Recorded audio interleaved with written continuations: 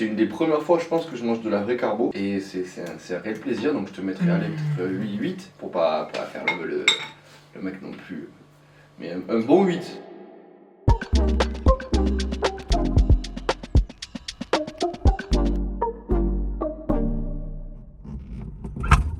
Coucou!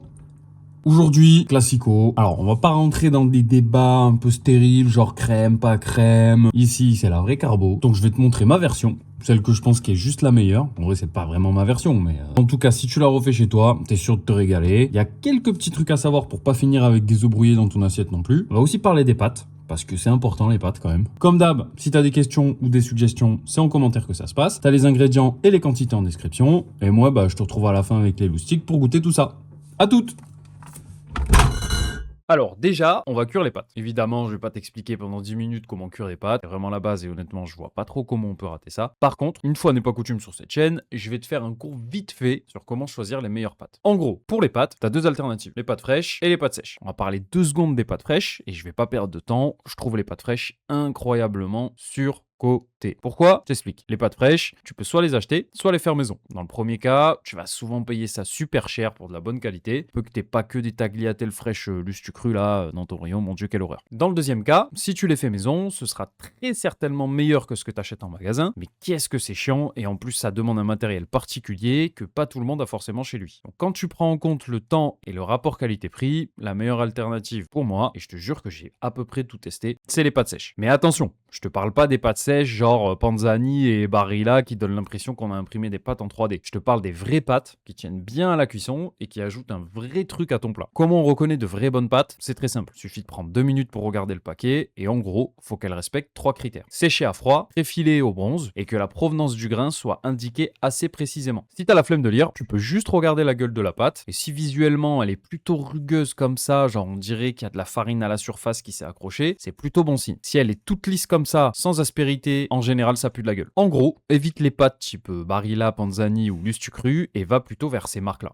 Ça va peut-être te revenir un peu plus cher, mais vraiment ça vaut le coup pour quelques euros, fais-moi confiance. J'ai pas le temps de te détailler exactement le pourquoi du comment, sinon la vidéo ferait 45 minutes, mais je ferai une vidéo sur le sujet si ça t'intéresse. Donc abonne-toi, maintenant que j'ai fini de te raconter ma vie, tu peux placer une belle casserole d'eau à chauffer et quand ça bout bien, mets tes pâtes préférées à cuire. N'oublie pas de récupérer de l'eau de cuisson avant de les sortir de la casserole. On veut cette eau de cuisson à tout prix, parce que les pâtes vont relâcher un paquet d'amidon dans l'eau et c'est vraiment un cheat code pour lier la sauce de la carbo. Pour le temps de cuisson, suis juste les indications du paquet, ça devrait aller dans 99% des cas. Le temps que tes pâtes cuisent, tu peux préparer la sauce de la carbo. Commence par découper du guanciale en petits blocs, du lard ou de la pancetta, ça marche aussi, n'en déplaise aux puristes, et veille bien à retirer la peau s'il y en a. Mets-les ensuite à cuire dans une poêle sans matière grasse et à froid, surtout à froid. Pas dans une poêle déjà chaude, on veut vraiment que tout le gras rentre le plus possible dans la poêle et si elle est trop chaude dès le début, ça va le sceller tout de suite dans le guanciale. Réaction de Maillard, tu connais, et ça, on veut pas. Laisse-les cuire tranquillement à feu moyen, et petit à petit, ils vont devenir bien grillés, croustillants et tout caramélisés comme ça. C'est la texture parfaite que doit avoir le guanciale dans une carbo. T'as vu tout le gras que ça a rendu? C'est exactement pour ça qu'on met pas de matière grasse au début de la cuisson. Il y a juste pas besoin en fait. Pendant que ton guanciale cuit, dans un bol, mélange un œuf entier et 2 jaunes d'œufs avec 50 g de parmesan râpé et mélange bien le tout. Tu devrais obtenir une pâte relativement épaisse comme ça. Si elle est trop liquide, ajoute du parmesan. Si elle est trop épaisse, ajoute un jaune d'œuf. Quand tout ce beau monde est prêt, tu peux mettre tes pâtes directement dans la poêle du guanciale à feu doux et bien mélanger le tout. N'hésite pas à retirer un peu de gras de la poêle avant s'il y en a trop pour toi. Tu peux le réutiliser pour faire cuire des pommes de terre ou une viande par exemple. Coupe le feu et débarrasse tout de suite tes pâtes dans un bol à part pour qu'elles redescendent en température. Sinon ça risque juste de faire des œufs brouillés quand tu vas y mettre tes œufs et ça me rendrait très triste. Tu peux ensuite verser un peu d'eau des pâtes dans ton mélange œuf parmesan, histoire d'homogénéiser un peu la température, qu'on évite le choc thermique, et plonge ensuite tes œufs directement dans tes pâtes. Mélange bien et serre directement dans une assiette. Dépose quelques lardons de guanciale sur le dessus et là, petite astuce de kiffeur, dépose quelques tranches de pancetta ou de copa relativement fines sur le dessus et mets ensuite l'assiette directement au four en mode grill à fond pendant 30 secondes, 1 minute grand maximum. Vraiment très rapide. Ça va cuire très fort d'un coup la charcuterie sur le dessus et faire fondre un tout petit peu le gras dans les pâtes en rendant les bords un peu croustillants là, tout en protégeant le dessous. Crois-moi, c'est juste un délire. Râpe ensuite une bonne dose de parmesan sur ton assiette et un peu partout sur la table comme d'hab. Quelques coups de moulin à poivre et démolis-moi ça, je t'en supplie.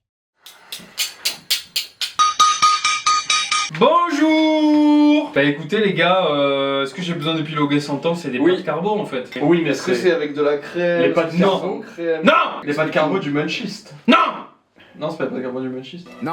J'ai même. Vrai pâte carbo Oui, des vrais putains de avec pâtes le carbo. guanciale, Voilà, avec le le huevo. qui a mis 36 ans à rendre tout son gras. C'est pour ça qu'on mange Chita, il est 23h45, je rigole. Je vais où il a vraiment. C'est 21h35, bon. Tu ajoutes d'ailleurs Pablo Longoria, encore une fois Voilà. merci. On souhaite la bienvenue à Grégory Lorenzi. Du coup, t'as mis des nouilles. Attends, J'ai bien aimé, moi déjà le goût est top.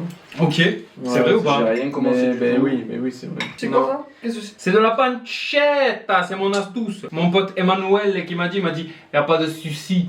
Oui, je sais pas, je me Attention. rappelle. Al dente comme ça, j'aime bien moi. Hmm.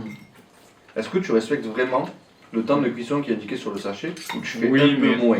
Ou tu goûtes, tout simplement. Voilà, exactement. Si t'es pas trop serein sur le fait que tu vas trouver le bon moment et tout, respecte le temps sur le paquet, ça va marcher. Pas mal de poivre aussi, non? Pas tant, mais un petit peu, ouais. Ok, d'accord. Mais tu l'as déjà fait cette recette?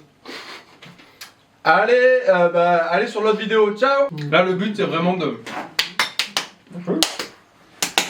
rentrer dans le détail, quoi. Alors rentrons dans le détail. Ah bah écoute, moi je pense que la farine de blé elle était soigneusement chaude. Oui, exactement. C'est un des critères de choix de pâtes que je préconise dans la vidéo, d'ailleurs. D'où ça vient cette carbonara à base de crème? Je sais pas, mais c'est une immondice. C'est pas la carbonara C'est genre- normale. Oui, mais ça s'est démocratisé. Je pense qu'il y a plus de gens qui font de la carbo Ouais. à la base de crème qu'à... Si on demandait à ChatGPT, putain, il va pas Ça revient à le retour du. Oh, tu utilises l'IA? Oh non, putain, je pensais que t'étais un des derniers créateurs à pas utiliser l'IA. Non. 850 millions de litres d'eau pour demander d'où vient la carbo avec la crème. Tout à l'heure, je lui ai demandé si quand on marchait dans le caca, c'était mieux à droite ou à gauche. Et il m'avait pas su me répondre. Hein. D'où vient la fausse carbonara avec de la crème? Dans la tradition romaine, la carbonara se fait sans crème, uniquement avec des œufs, du pecorino, du guanciale. Ouais, donc c'est pas de la vraie carbonara, quoi. Et non, Combien d'œufs tu as mis? J'en ai mis 3 par personne, sachant que c'est un œuf entier, 2 jaunes d'œufs. À l'heure d'aujourd'hui, je reproduis toujours sa recette pour faire mes pâtes carbonara. C'est pas vrai. C'est Car vrai. je trouve ça délicieux. Oui, et C'est Amélie vrai que trouve tu ça rigoles. délicieux aussi. Non, c'est pas vrai. Oui. Et tous ceux qui ont testé peuvent en témoigner dans les commentaires. 1500 commentaires, s'il vous plaît. Fais-nous une analyse tactique des pâtes. Positionne en 47, 53, 200. Ok. Non, là, j'aime bien. J'aime bien quand c'est al dente. C'est vraiment la cuisson que je favorise. Et alors le guanciale, les gars, Eh qu'est-ce ben, qu'on en écoute, dit? c'est pas mal parce que c'est plus croquant. Ça donne du goût. Après, c'est salé. Mais c'est pas mal, je trouve. Ça s'effrite un peu parce que c'est Voilà. du gras en fait qui a vraiment caramélisé au max du max. Note sur 10. Avec plaisir. Ah, bah, c'est des pâtes, c'est italien. 2. Ouais, bah du coup, c'est une des premières fois, je pense, que je mange de la vraie carbo. Et c'est un réel plaisir, donc je te mettrai allez, peut-être 8 pour pas faire le mec non plus. Mais un bon 8. Et toi? 9. Comme salade. Je laisse le 1 pour les vrais Italiens qui savent faire la carbonara aussi. Ouais, c'est Ils vrai. ont un plus, ils sont italiens. Donc c'est un 9 sur 10. Ouais, et non pas un 9 au plat. Bah moi je lui mettrais un Ah, putain de 9 sur 10 les gars. Ok. Moi j'adore ce Ah, plat. tu vois, hein. Vraiment, C'est un le banger. pourcentage pour les Italiens ou pas? Bah, en fait le problème c'est que la perfection c'est vraiment... Bon. Je te mets une deuxième assiette, tu vois. Mais je vais pas finir moi si tu veux. Ok. C'est quoi tu m'as dit? Baba Boy. Ouais, Voilà. Bref. Un max de pouces et de like pour Baba Boy, Lucas. Grosse dédicace à Luca. Bon les gars, on finit sur ça. Abonnez-vous, mettez la cloche, un petit commentaire si vous avez envie de raconter des trucs. Bon bah au revoir, merci d'avoir Bonne regardé soirée. les gars, merci d'avoir cliqué, franchement vous êtes des monstres, vous êtes pas beaucoup mais heureusement que vous êtes là quand même. C'est ciao. Yo les gars, en direct avec Baba Boy. Baba Boy. Un gros dédicace à Luca. Merci hein. Et moi je veux dans les commentaires un maximum de joyeux anniversaire pour lui hein. Baba Boy. Parce que 12 ans ça se mérite hein.